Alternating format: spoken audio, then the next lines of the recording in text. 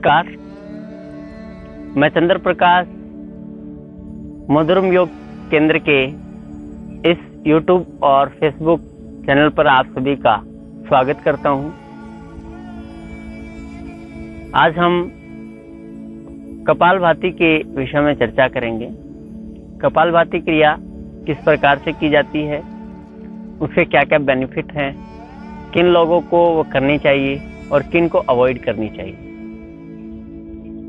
तो चलिए अब हम आरंभ करते हैं। सबसे पहले जब भी हम कपालभाति क्रिया करेंगे तो उससे पहले हमें कोई भी एक मैट ले लेना है, कोई या दरी या चादर कोई भी कुछ भी ले लेंगे जिसके ऊपर हम आराम से बैठ करके इसका अभ्यास कर सकें। जो लोग बैठने में सक्षम नहीं हैं वो दीवार का सहारा इत्यादि लेकर के बैठ सकते हैं।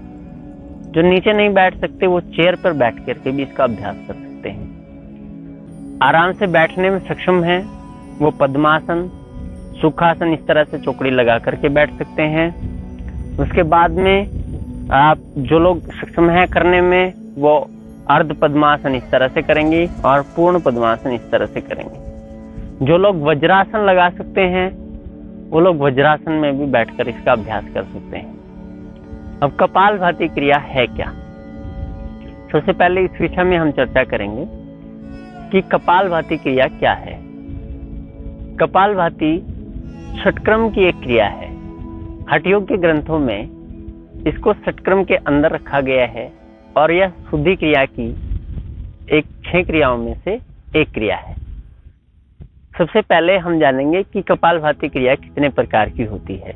कपालभाति क्रिया 3 प्रकार की होती है, जिसमें वातक्रम, व्युत्क्रम और शीतक्रम 3 प्रकार की क्रिया बताई गई हैं।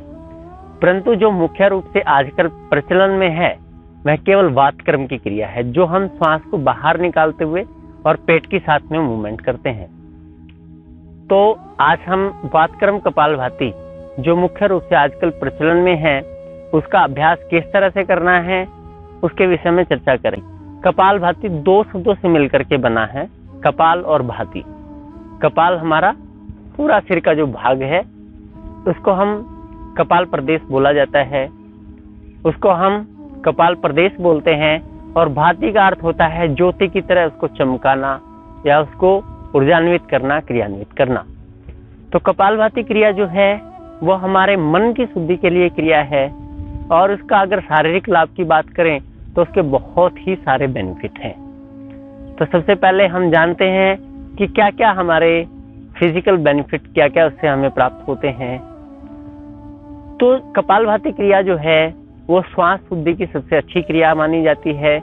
इसके अलावा कपालभाति क्रिया आपके लंग से रिलेटेड कोई भी समस्या है तो उनमें बहुत ही लाभकारी है। आपके पाचन तंत्र से संबंधित जितनी भी परेशानियां आपको होती हैं, गैस होना, एसिडिटी बनना, इसके अलावा अपच की समस्या जिनको हो जाती है, भूख ना लगना, जिनकी भूख अत्यधिक बढ़ जाना, इस तरह की जो समस्याएं होती हैं, कॉन्स्टिपेशन हो जाना या फिर लूज मोशन की समस्या हो जाना, तो ऐसी कोई भी समस्या जो पाचन से संबंधित है वो सभी के लिए जो कपालभाति क्रिया है वो बहुत ही उपयोगी क्रिया है। तो महिलाओं और पुरुषों की जितनी भी जननेंद्रियों से संबंधित परेशानियां होती हैं उन सभी के लिए कपालभाति क्रिया बहुत ही उपयोगी है। इसके अलावा मोटापे के लिए भी कपालभाति क्रिया बहुत ही उपयोगी है।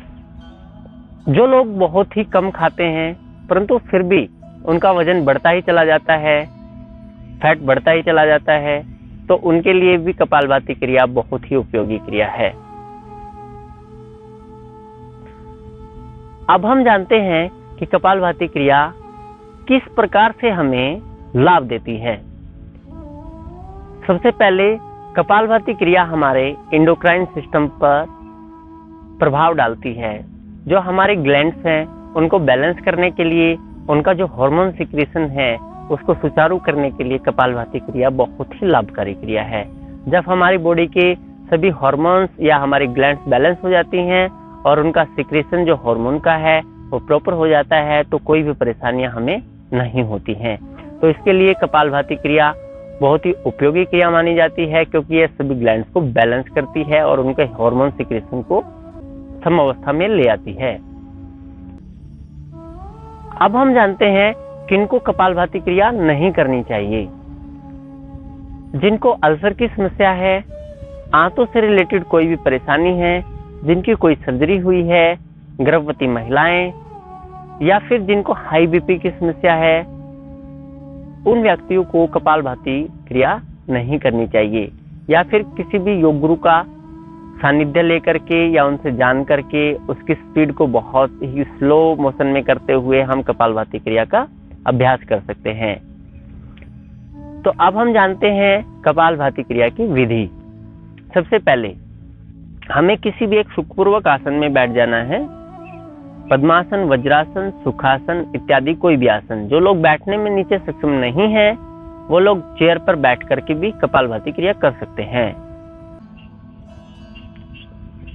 सबसे पहले आपको किसी एक सुखपूर्वक आसन में बैठ जाना है जिसमें आप थोड़ा सा लंबे समय तक रुक पाएं, जैसे कि सुखासन चौकड़ी लगा के बैठना, पद्मासन जैसे मैं अभी बैठा हुआ हूं, या फिर वज्रासन, दोनों नीज को बैंड करते हुए वज्रासन में बैठ जाना है।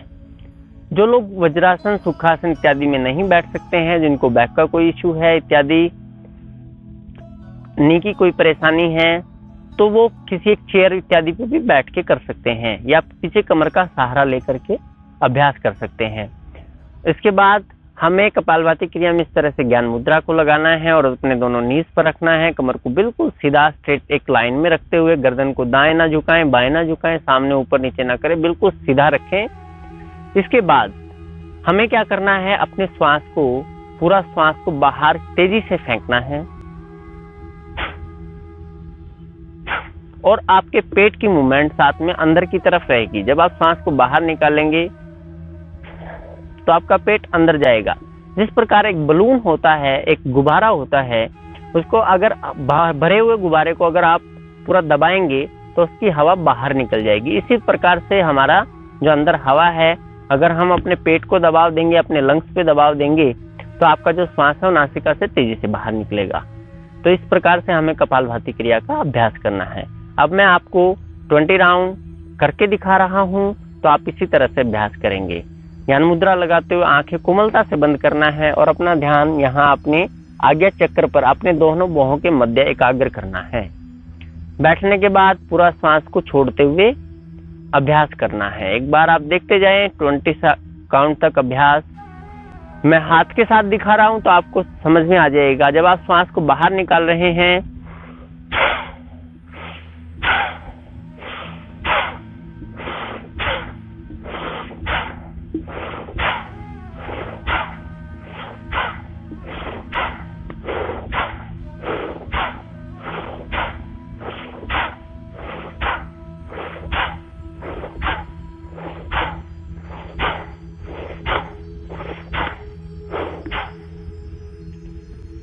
फिर धीरे धीरे शांत मन के साथ आराम से कुछ देर ऐसे ही रुके रहना है और फिर धीरे से आंखें खोलते हुए लंबा गहरा सांस लेना है। जब आप अभ्यास करेंगे तो कुछ देर कपालभाति की क्रिया को अपने मस्तिष्क में, अपने स्कल प्रदेश में अनुभव करेंगे, तो आपके जो विचार होंगे कुछ हद तक शांत हो जाएंगे, कुछ हद तक कम हो जाएंगे।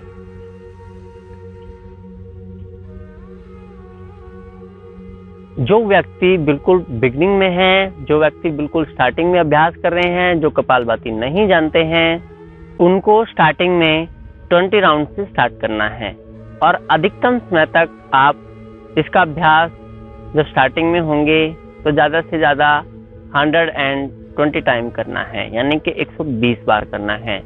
परंतु जब आपका अभ्यास कुछ दिनों का हो जाएगा, महीनों तक आप अभ्यास करेंगे, 2-3 महीने अभ्यास करेंगे, उसके बाद आप 300 राउंड, 350 राउंड तक उसका अभ्यास कर सकते हैं, तो वो आपको लाभकारी रहेगी। तो चलिए आज के लिए इतना ही। आप कपालभाति का अभ्यास अपने स्वस्थ जीवन के लिए करते रहें और अपने मन को एकाग्र करने के लिए, अपने मन की शांति के लिए, अपने विचारों को कम करने के लिए कपालभाति आपके लिए बहुत उपयोगी है। आध्यात्मिक लाभ की बात करें तो उससे बहुत सारे बेनिफिट आपको होंगे। आपका मन की चंचलता जो है बहुत कम हो जाएगी। जिन व्यक्तियों को डिप्रेशन या स्ट्रेस की, एंजाइटी की जो परेशानी है, वो भी कपालभाति क्रिया करने से बहुत उसमें कमी आती है। तो आज के लिए इतना ही।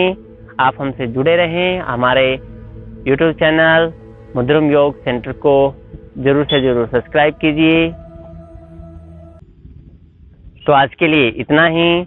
अब आप सभी से मैं इजाजत चाहूंगा। आप लोग सभी हमारे YouTube चैनल से जुड़े रहिए और लोगों तक इसको ज़्यादा से ज़्यादा शेयर कीजिए। बेल आइकन को जरूर दबाएं। आज के लिए इतना ही। हरिओम।